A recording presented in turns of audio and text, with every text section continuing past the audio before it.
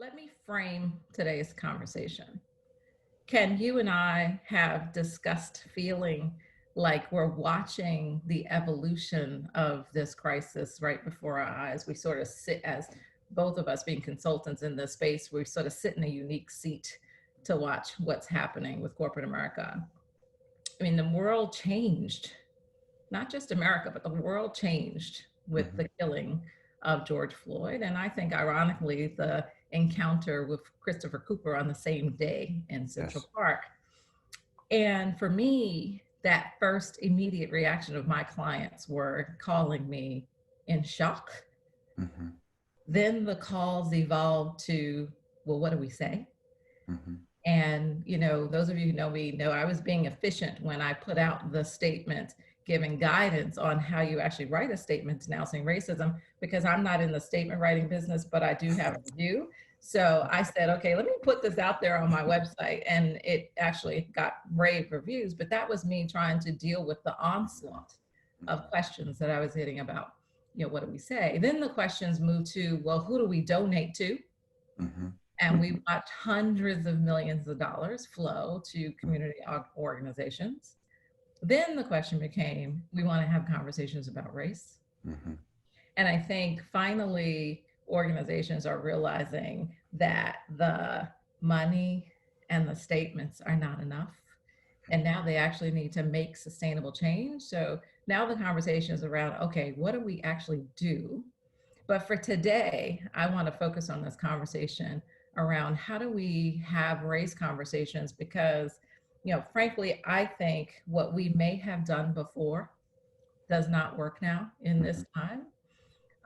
I could do a conversation around race, as many people I know who could do them. But I think what we need today is a deeper understanding of what's underneath um, the situation, Mhm. and how do we sort of pull up those weeds from the root now. Mhm. And so I think it takes a different dialogue, and that's why your work really intrigued me. As Mhm. my clients were calling and asking this question, I reached out to a couple friends, one of whom is Tanya Odom, who happens to be a fellow friend, coach, and consultant. And she said to me, you've got to look up Dr. Kenneth Hardy. Like, his work is renowned. And so I studied the YouTube videos, and it was pretty clear to me that you were the person that I needed to bring to my clients on this subject. And we have since done a couple of sessions together. And Mhm. it just occurred to me, like, how do we bring Ken and his knowledge to my broader network? And that's what today is about. Mhm. So let's start with, and we have a lot of ground to cover. Mhm. But let's start with those one-on-one conversations, Ken, Mhm. where individuals, leaders inside of organizations, neighbors, whatever, are approaching Black people, asking the question, what do we do? What do we read? Mhm. What do you say to those folks? How do they respond? What tips do you give to the people who are asking the question, and what tips do you give to the people who need to respond to those? Yeah, thank you, Valerie. Let me just say before I get to the heart of the question, I want to say that so here's a premise that I operate from. And one is that and I imagine everyone on this call would probably agree with this, that we live in a society where we have been perpetually encouraged to not have direct, open conversations about race. In fact, not having a certain degree of mutism about race is highly sanctioned in our society. Mhm. So the thought that we could move from that position to, uh, oh, let's have a conversation, I think is a rather tall order. I think is a recipe for disaster. There's virtually no way that conversation can happen in a way that's meaningful, progressive, and substantive. I just believe that. And we've seen that with a couple of conversations. Absolutely, absolutely. And then secondly, I think that what is deceptive about having conversations about race is that it's more than just having a conversation. Mhm. That there's a piece of work that has to uh, precede having a conversation, and that work has to do with engaging in a process of self-interrogation. I really, because the work really is inside out, and if I don't do the work that's inside out, question myself about what I think, what I believe, what I've internalized, what I've been exposed to, what I've been a part of, what I have observed and remained silent about, then what happens is it just contaminates the efforts to have a conversation. Those things have a way of eking out in the conversation. So I do think that there are certain precursors to the work that we all must do, first and foremost. And then I think that when the person saying, who's asking questions, I really think that, speaking of doing the work, that there's some research. You talked about long before you approached me, you went onto YouTube and you watched speeches and you watched videos and you read. And so by the time we had a conversation, we could have an informed conversation. Right. But if my self-interrogation starts with me asking you questions without having done any of my own homework, again, that's a conversation that is going to get caught in a vicious downward spiral. Mm-hmm. And I think what the person receiving that question can do is offer that to the conversation. I'm more than happy to have a conversation with you. I've had a number of experiences that didn't go well when I attempt to have conversations with people, particularly with white people, if that's the case, where this was their first conversation, and this was my, millionth conversation. Yeah. So I would suggest you do some work and then come back and let's try to have a conversation then. Mm-hmm. Mm-hmm. And would you advise individuals to, I mean, there's tons of books to be read. There's tons of lists and resources. Would you guide them back to some of those resources as a start? As a start, and it's a feeble start, because what I believe is, without dragging into weeds on this, I draw a critical distinction between racial awareness and racial sensitivity. Hmm. And so racial awareness is a cognitive process, and it lends itself to us seducing ourselves, because racial awareness is what I believe about race. It's what I believe. And what I believe about race has very little to do with what I actually do. Mm-hmm. So sensitivity informs what I do. And racial awareness we can achieve by reading a book, watching a video, going to YouTube. Racial sensitivity is what we gain, is what we develop by having intimate, substantive interactions across the racial divide. Built on relationships. That's where we learn the most about ourselves. So as a first step, yes, I would say go read Robin DiAngelo's White Fragility, or read Ibram Kendi's How to Be an Anti-Racist. We can at least begin to have a superficial conversation because we now have some common language. But I don't think that constitutes the totality of the work that has to be done. That's just the mere first step. So what would you advise, and I'm weaving in one of our audience's questions here, right? So you get asked that question, you try to respond. Maybe you're in conversation number 2. This happened to me recently with a neighbor. When I started talking about Black Lives Matter, the response was, well, wait, all lives matter, or Black lives is anti-Semite. Like, how do you, it paralyzed the Black person. I had Right. direct experience about this, right? Like, how do you respond? How do you respond when they say, well, I'm not racist? Mm-hmm. And what is anti-racist, which is a new conversation as well. What are your tips there? Mm-hmm. Well, I don't, again, like, I don't, the one proclaims not to be racist. I don't then find it useful to say, but yes, you are.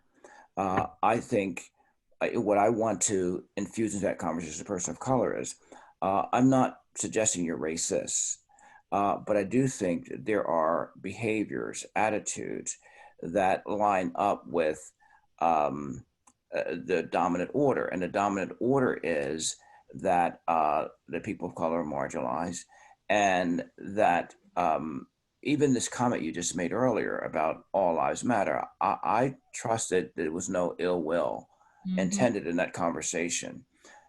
But here's what I believe that happens when people like you and I have conversations that, and this is actually something I actually say, that it is often that you're mostly concerned about the purity of your intentions, and I'm concerned about how pure intentions render impure consequences.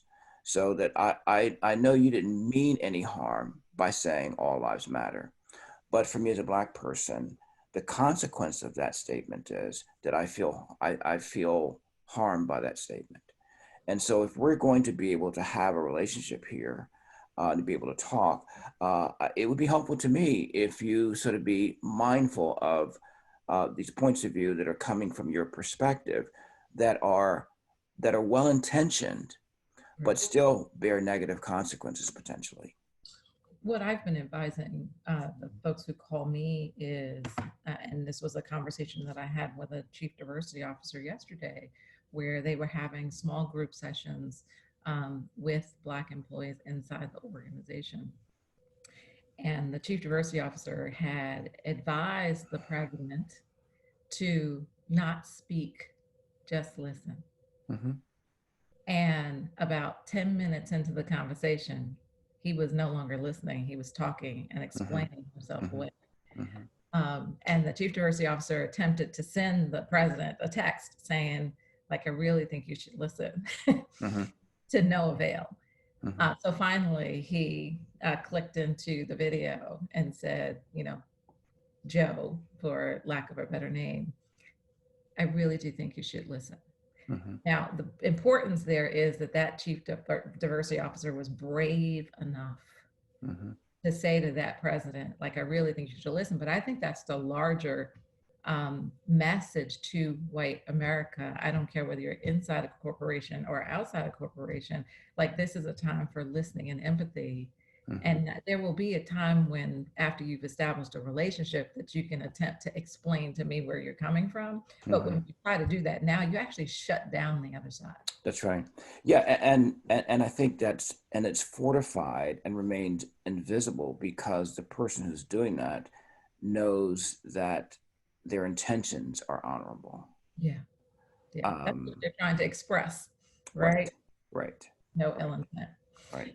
So another question that came in that piggybacks on this, and it's a question I get a lot, is there's also inside organizations, typically the Black person is the only most senior. Sometimes that most senior is at a pretty junior level. I've gotten these questions actually from all over the world, where the leaders are looking for that one person or those 1, 2, or 3 people to give them the answer.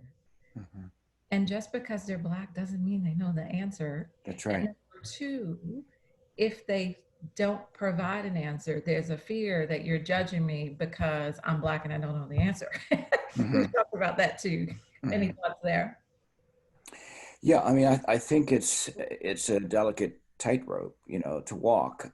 And and we don't have time in this call to get to it, but I often talk about, I'll just give you a brief, that there are 6 sort of metaphorical muscles that we have to develop in order to be able to have honest and earnest conversations about race.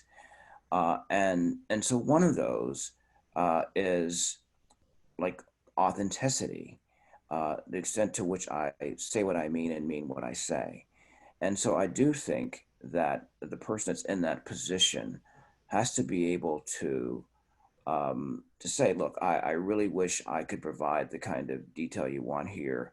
I'm actually, as I'm paying attention to what's going on in the world and also being mindful of my positioning here within the corporation, I'm feeling tremendously overwhelmed and exhausted by the enormity of all of this. And so at this point, I just don't have the bandwidth to comply or to do what you're asking me to do. I'd be happy to sit with you and think about resources, external resources that we might turn to. But on the one hand, I'm flattered that you would come to me, but on the other, I simply don't have the bandwidth to do it. And the issue is bigger than those one individuals. And that's right. That's another reason why I think that it's a different time.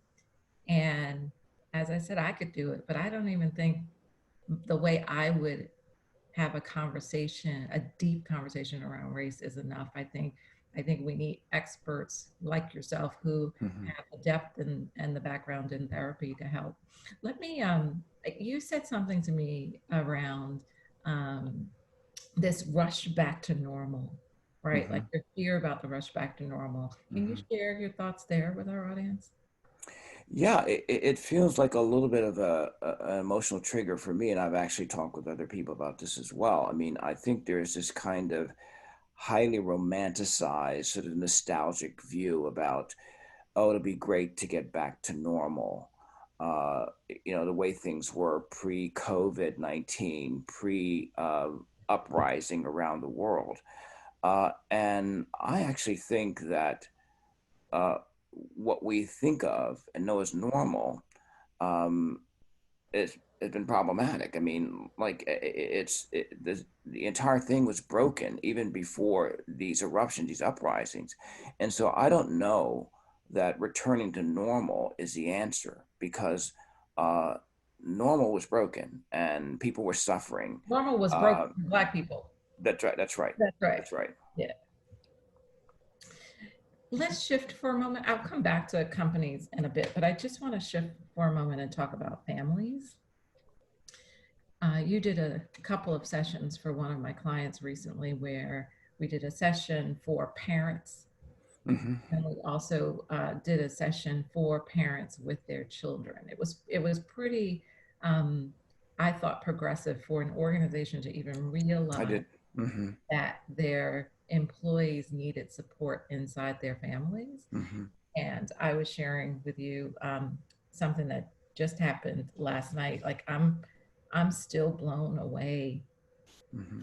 I feel pretty terrible about some of the things that have Mm-hmm. happened to my own family that I was not Mm-hmm. aware of that are Mm-hmm. coming out now. And I was sharing with Ken that last night I have two daughters. I've heard plenty of examples from them over these weeks, but last night my oldest daughter Avery and I were watching Dark Girls 2 on OWN, and it was a piece about both racism and colorism, and how Black women in particular are often told, "Oh, well, you're cute for a dark girl." And here I am working on a project in one ear. We're listening to Dark Girls 2 in the other, and I was sort of falling asleep too. And I just said to her, based on you saying, like, just ask a question to Mm-hmm. see where they are. And I said, when does that ever happen to you? And Avery said, Mom, you're falling asleep. It would take hours for me to tell you the numbers of time that happens to me over, Mm-hmm. she's 25 years old. And it just, Mm-hmm. it hit me just Mm-hmm. last night, that there's so much that even our youngsters are going through. Mm-hmm. And that's Mm-hmm. on top of her telling me the example of the time. I'm still blown away that I did not know this one, where she was in middle school. And I guess it was the teacher's intent to try and understand the names of the children in her class. And you say your name, and then the class say a word that rhymes with that name. And when she said Avery, a little white boy in the class said, Avery, slavery, Avery, slavery. And for that entire school year in middle school, whenever he passed her, she was the only Black kid in the class, Avery, that rhymes with slavery. Mm-hmm. And like, my daughter is 25 years old, Ken, and it is Mm-hmm. the first time that I'm hearing this story. So, when we think about what families are going through, Mm-hmm. what tell the audience what some of the tips were that you gave to parents in the session that we did with our client last week. Mm-hmm. Yeah, let me just before I do that, just to connect the tissue here. When we talked, your previous question was about going back to normal, Yeah. and that's powerful story you just shared about you and your daughter Avery. That was normal. That when we turn back to normal, that's what we're returning back to. Mm. And so I just think that for parents, that it's important to lean in to have these conversations, and it's commonplace, at least from my perspective, for Black families to have the talk with their children. And the reference to the talk is always a racialized talk. It's about, because Black parents hazard to, they dare not send their children out in the world without some consciousness about the ways in which they will not be warmly embraced by the world out there. But I don't think that in and of itself is sufficient. I think there is a talk that white families should be having with their children. And I so appreciate from that call we had with your other client, the one white person who said, what should I be having conversations with race with my white son? Just the question itself was heartwarming, because absolutely yes. Yes. Because I do think that that these conversations should be taking place in all families. And just a couple of things. One is, I just always think that it's difficult to have any conversation about race without preparation. And so I think that before a parent takes this on with their child, that there is this sort of process of self-examination the parent needs to go through in terms of, what did I pick up from my own parents, and what are the implicit messages that I've emitted about race around here, and then if there's a partner involved, have that conversation with the partner, so that when you sit down with your children, that you're giving one consolidated message and not two disparate messages that the child is then left to sort out how to make sense out of that. So I think that's important. I think the conversation needs to start early, because there's a whole body of research that shows that children become conscious of race and color somewhere between ages 3 and 5. So this notion that we grapple as parents with, when is the appropriate time is early, and to do that in an age appropriate way. And then I know and I know you receive the same thing. We get a lot of questions about, well, how do I jumpstart that conversation? Well, I always think that there are 3 ways to do that. One is the parent self-discloses and say, I've been so distressed and distraught with what's going on in the world, and I'm so curious, sweetheart, how is that affecting you? Where the parent discloses first, use that disclosure as a springboard to the conversation. Or like what you did last night with Avery, I thought was just absolutely textbook, where you're watching the show and then you use the show as a springboard. You're in that frame of mind. Says, well, has that ever happened to you? It was a seamless integration that she could pick up on that, and you see the rapidity with which she was able to identify experiences that were relevant to her. Well, the third way is simply the parent just comes out and say, hey, I don't think I've ever asked you about your relationship with the police, or how what you're thinking and feeling about what you're seeing happening on the streets of New York, or wherever that might be, would be the other way of jumpstarting that conversation. I think that how we do it in some ways is a little bit less important than the fact that we're committed to doing it, that it should happen and happen early. Mm-hmm. You also talk about timing is important too, right? Timing is everything. I mean, like, I don't think as you're, it's like your daughter was saying to you last night, Mom, you're sleepy. And it would take me, so she was commenting about timing. I don't think as you're dropping your child off for school to have an, oh, by the way, it is not appropriate. Or to try to have these conversations when the child is distracted, or when you as a parent know that you're not in a position to give that child your full undivided attention around this issue. Because as in the case of your conversation with Avery, that she had stories and experiences stored from middle school. So there's a lot there. And I think for kids of color, and I broke my heart a little bit when you were saying you feel badly about it as a parent, because I know oftentimes the parents of color do. But here's the thing, like, I just think that for kids of color, being exposed to these kind of negative messages about who they are and what they are happens so frequently that she probably couldn't even sort out which experience to tell you about. Yeah. And I think that's not uncommon. I think that happens routinely.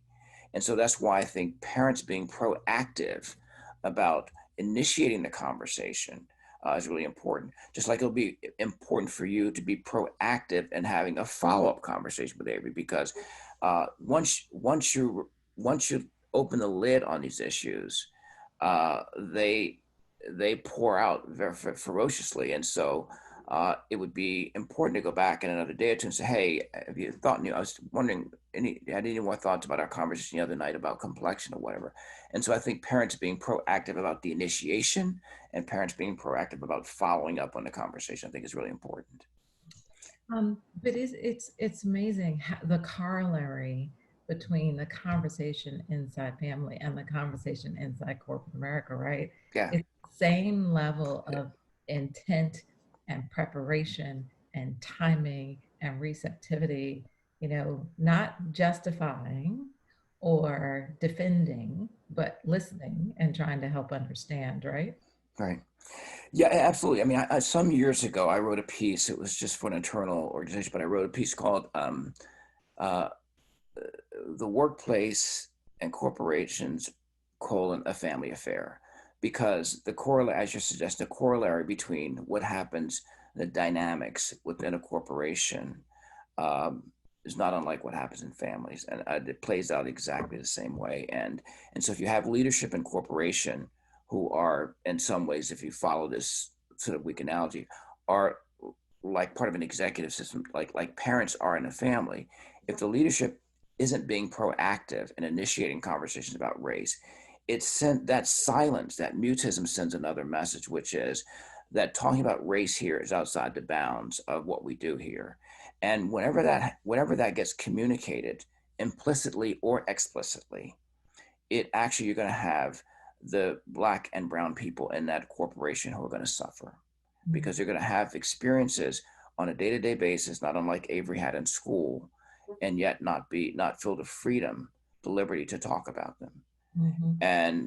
And so that's why I think it's so important for the leadership to be really proactive in initiating, but also in following up. I mean, checking in with folks. I mean, this has been a very tumultuous, trauma enhancing 3 weeks that we're all living through.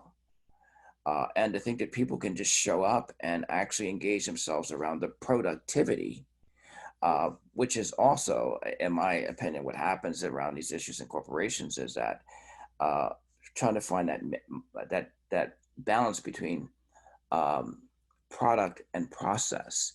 And usually, I mean, that corporations are organized to produce.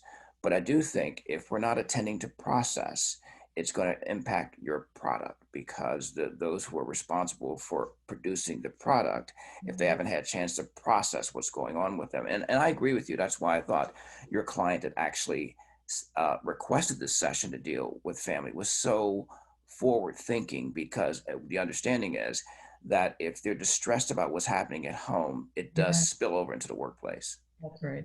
That's right.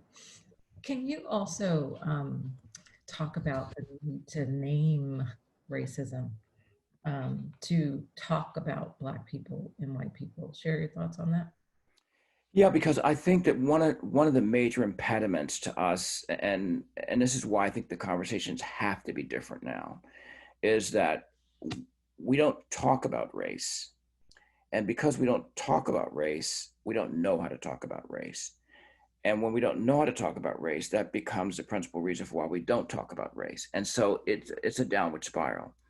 When we do talk about race, we talk about it in a way that that perpetuates the status quo, because we talk in euphemisms, we talk in generalities, and we commonly say, like, I'm amazed when I watch this, the effort that Black people will actually subject themselves through to not say white in the presence of white people. Now, and I don't think that's necessarily, by the way. Right. I was going to say, I don't think that's necessarily a shortcoming, but I think it's responding to historical incidents where there's been harm for doing that. And so I think when we use these generalities like other cultures and ethnicities and some people and other people, I think it obscures the entire, because when we use those phrases, we're specifically talking about race. And so I think if we're talking about race, we need to name it. We need to say Black people, we need to say white people, we need to say racism. And because as long as we delve into these generalities, the only thing it does is it prevents us from having meaningful conversations about race. So now you're into one of my favorite topics to talk about too, and that's unconscious bias. You Oh, know, I was doing this work inside corporate America, and people will ask me about inclusion and belonging and unconscious bias. I actually think it's a way to very broadly paint everybody's experiences the same. And I think it's intangible. I think it's the reason why we have not moved the needle on diversity. right. Uh, I think inclusion sort of wraps race inside of it and almost makes it go away. Mhm. Uh, what are your thoughts there? I agree wholeheartedly. I think that I think about unconscious bias and terms like inclusion as being versions of all lives matter. That I lump all those together because what they do is that they offer some sanitized version.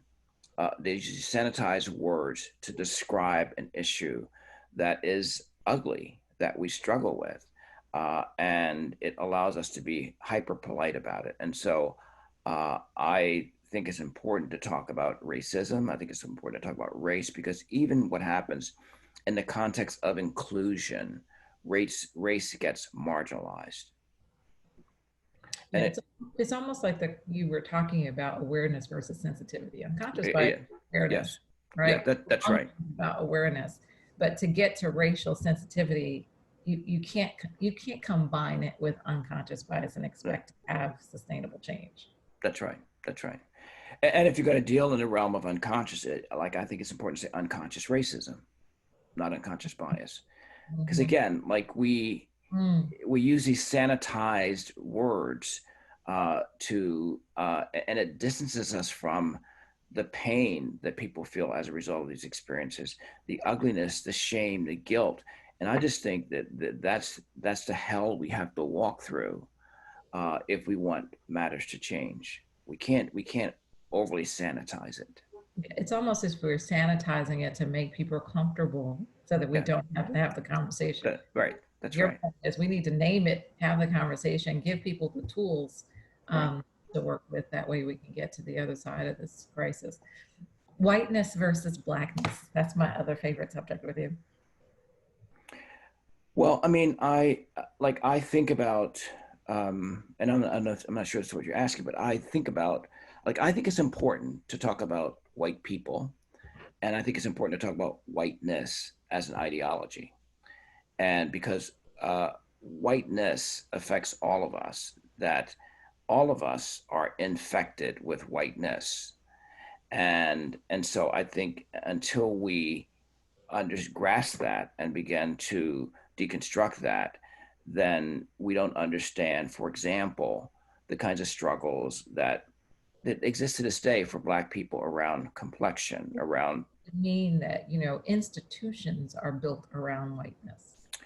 Well, absolutely. I mean, and all of our institutions, and until we name it, we can't begin to dismantle it. You know, you probably heard me say in that conversation with the parents. I mean, I think in the corporate world that I often talk about these pernicious P's that has to do with policies, practices, procedures, and protocols, all encrypted with whiteness, and so that you cannot address structural racism if you're not looking at whiteness and you're not looking at the ways in which whiteness is so seamlessly embedded in your policies and procedures and protocols, so that when an organization says that's not racist, that's our policy, I'm not persuaded by that because basically that the policies have been written and driven by an underlying ideology of whiteness, and particularly if the architects of the policy have been principally or disproportionately white, it makes it hard to see, and Mhm. so that's why I think that policies, procedures, practices, and protocols have to be a part of the very thing that we look at in the spirit of changing organizational culture and changing organizational structures. And for the white people who are listening who hear that as dismantling their systems, you mean diversifying, right? In order to diversify policies, practices, procedures, and protocols, you need to have diversity at the table. You gave me an example of one of Right. violence, having misstepped around this? Yeah, I mean, this was just a few days ago, and this is a foundation, and to their credit, their board, which is all white, said, we want to make a statement about what's going on in the world, and that we don't want to use black and brown labor, to put you in the midst of this. And so I think that was well intentioned. And so they carved out the statement, and created a web page. And the web page had images, but all the images on the web page were images of white people. And so the very black employees who were rescued from having to take this on end up feeling injured by the process. They felt they had been deemed invisible. And so now this organization that started out wanting to take this proactive position end up now having to do the repair work with their black employees who felt slighted and disrespected by what was produced. That I could fill this call up with examples of that. That's right. And again, like I don't think there was any malicious intent, but again, it's not about intent. It's about consequences. It's about impact. And so even in the midst of that pure intention to take the leadership in that, there was a very grave consequence for the black employees. Mm-hmm, mm-hmm. Let's shift back to the corporate reaction and moving from unconscious bias to unconscious racism, and what you and I think of as racial sensitivity training. What should that look like inside of corporate America? Yeah, I really think that it requires an investment. And so as a person who does those racial sensitivity trainings and have done those with lots of organizations, minimally, it requires a 4-day full commitment from an organization, from the leadership. I think it works best in organizations when it's top down, when the senior leadership does the training first and foremost. And the CEO and president, Yeah, absolutely. they have Absolutely. to invest the time to do Right. the self-reflection. Right. And the training itself, I mean, it is designed toward the promotion of sensitivity, which means it's experientially based. It is not a cerebral enterprise where it is about guiding leadership through what I think is really needed to be able to make a change in race, moving one through a process of seeing, being, and doing. And so it's based on the premise of my belief that before you can make any substantive changes around race, which involves the doing, you have to undergo the seeing and the being. The seeing is about how does those leaders sharpen their visual acuity to see the ways in which race is so seamlessly integrated into virtually everything that happens in that organization from top to bottom, from bottom to top.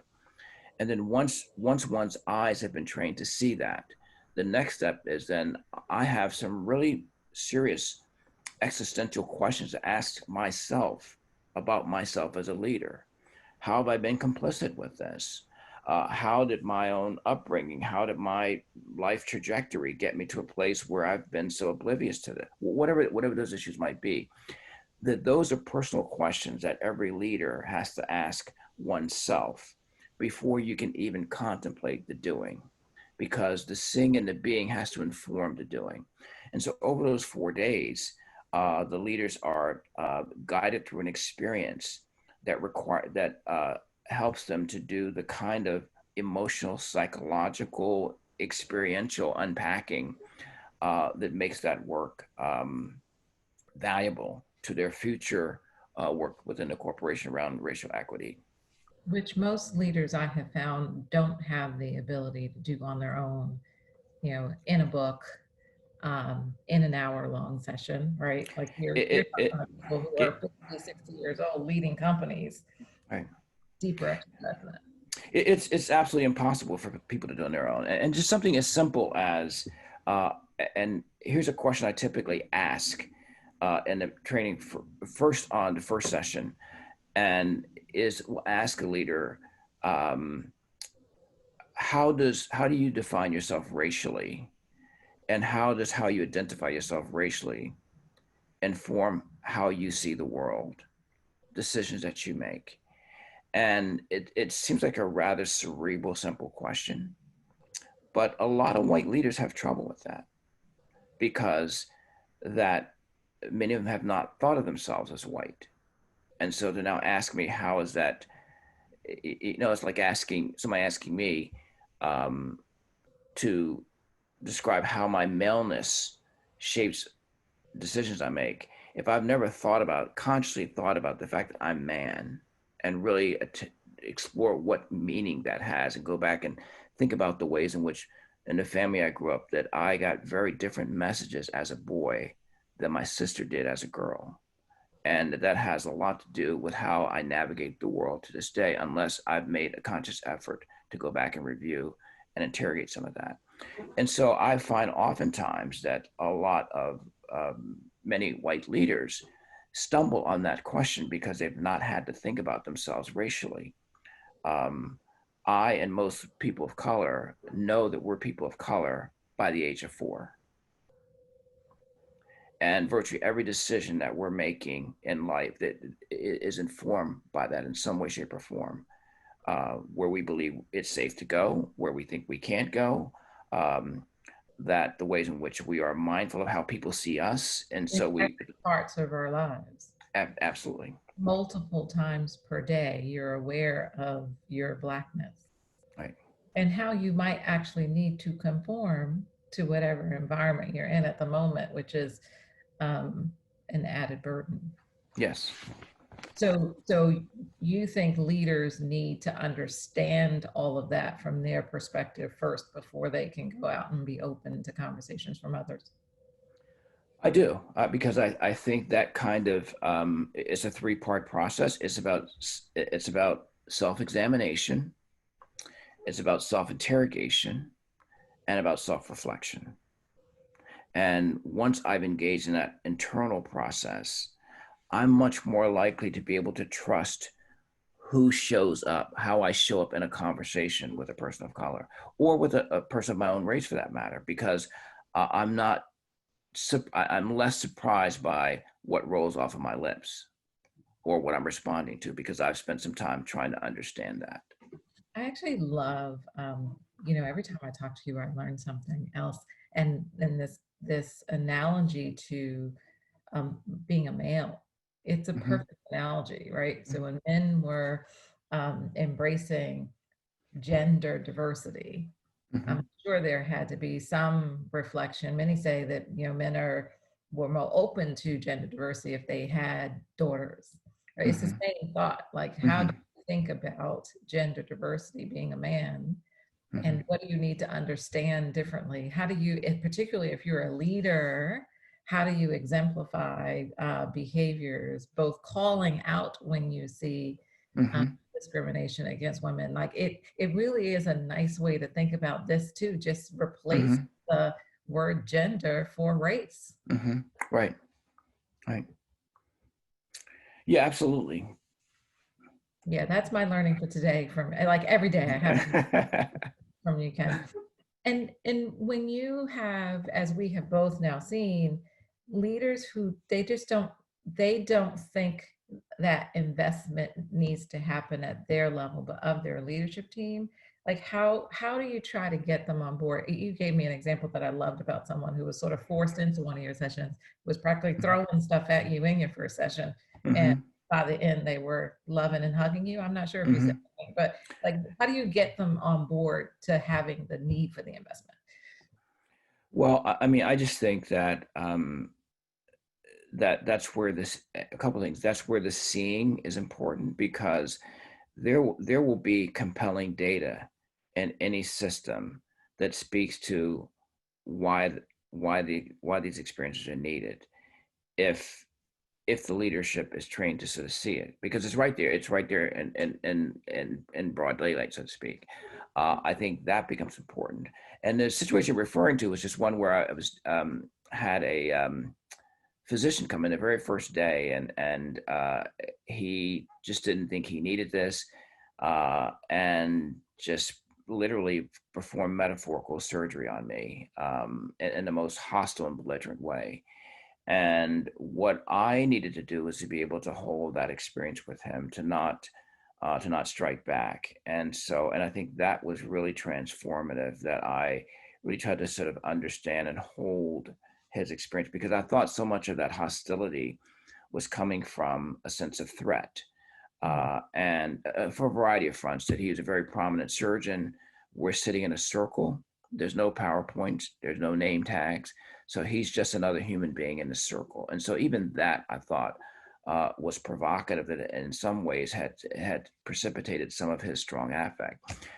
But I do think there is this also underlying worry that I don't need it, somebody else needs it, or that I'm going to lose something. And so the benefit of having, like, to get back to your earlier question about the racial sensitivity, which is why these processes cannot work if it's a 1 hour, one and done, because there has to be room to create a space where there's a modicum of safety, to let the messiness and the murkiness come out, and then have ample time to put it back together. Because I think that's when leaders have a change of attitude and belief, when they can see that happen in front of their very eyes. Okay, and a question came in from one of my clients that I want to pose here to you, and that is, should Black, yeah, I'm sort of reframing it a little bit from how it's put there. If there is a senior Black person, should that Black person be in those sessions? How big should those sessions be? Could they be one-on-one? Should white people do them by themselves so that they can truly shed? So how do you think about that? Those are great questions. I get asked those questions a lot. I could barely allow you to finish the question because I'm so eager to answer. I think, yes, the senior Black person should be in those sessions. No, I don't think white people should do their own. And you could line up 5 people like me and you'll get 6 different answers about that. And I'll tell you why I think what I believe. That we don't have models in our society. Like, none of us on this call has a place we can look to see a well-functioning example of a healthy cross-racial relationships. They don't exist in our society. That all of our relationships cross-racially are based on the same premise, that white people in the privileged superior position and people of color in the subordinate subjugated position. And we operate with each other from that point of view. And so in order to change it, and so I'm never one for advocating the segregated training, because we've done separate but equal before, and that doesn't work. What we need to learn how to do is, how do we share space and have a renewed sense of relationship between us, where we can respect each other's humanity, share the same place where we don't have these kind of supremacist ideas that are disrupting things. And so that happens with people together in the power of relationship. And so if it's that one senior Black executive in that meeting, what I'm hoping for, my job, is to create enough safety where he or she can speak their truth, perhaps for the first time in the context of that organization, from their racialized position.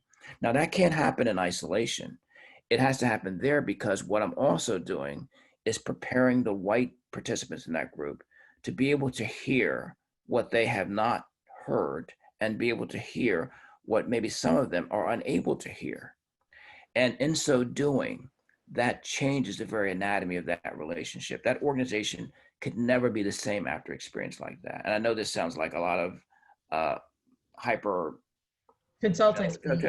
No, but I believe in it, because I've been a part of it. I know it works, but it requires that. Yeah, and you know what? And this is all of what I loved about your work and your teachings, because I believe it to be true that this is what we need. I'm going to ask you this one last question from an anonymous attendee. So as colleagues come out declaring that they are not racist, what is your perspective of what being anti-racist means in a corporate setting? Well, I mean, first, what it means is that you do not see doing nothing as an option, because doing nothing actually is doing something, and the something it's doing is perpetuating the status quo. So being an anti-racist is that I'm speaking out against taking a real position around advocacy and activism is what it means. When I talked earlier about the importance of parents being proactive, the anti-racist leader is one who's being proactive in saying, not because there's a complaint, not because there is EEOC or HR complaint, but saying, I'm going to set aside some time for us to sit and put together a multiracial group, even if I have to do that by bringing in outside consultants, to look at every single policy and procedure of this organization and tease out the ways in which there may be some unintended consequences built into our policies that disproportionately affect our Black staff. I'm going to look at how is it that we can have this fervent commitment to diversifying our workforce, and yet we remain 99% white. I'm going to look at what are our strategies for recruiting and advertising. I had one client where they said, look, we are committed to hiring a diverse workforce, and we have a policy where we expect to get 100 applicants for each position, and I'm never going to get 100 staff of color to apply for any position. So where are you looking? And this happened to be an area that's a large urban area, and so you keep going to the same well for water when it's been clearly demonstrated that there's no water in that well to be gotten. And so they ran an ad on several local radio stations that had a tremendous impact increasing their number of Black applicants. It's about taking the message to where Black people are rather than expecting Black people to find you. So I think anti-racist would be someone who's actively taking those issues on before they become problematic, before they've been identified. Listen, this is the reason why I think your work is so complementary to the work that we're doing at Ellery Talent. We're focused on diversity analytics, where my clients are often surprised that it's not that they're not getting the Black and brown applicants, they're actually getting them, but they aren't getting through the process, right? Mm-hmm. So there are some situations where they're not getting the applicants, but I find far more where the applications are there, but they're just getting a look. And then when you get into organizations, you're not getting the advancement, right? So I have come to love learning from you, Ken. I'm happy that my network and my audience and my clients now get to learn from you as well. I think of moving from unconscious bias to unconscious racism, and from allyship to anti-racism, right? Like that really is what this conversation is about, being much intentional about how we have these conversations, where we get everybody from the board and the CEOs and the presidents all the way down to actually make long-term systemic change here. Because if we keep doing it the way it was done before May 25th, nothing is actually going to change. That's right. Corporate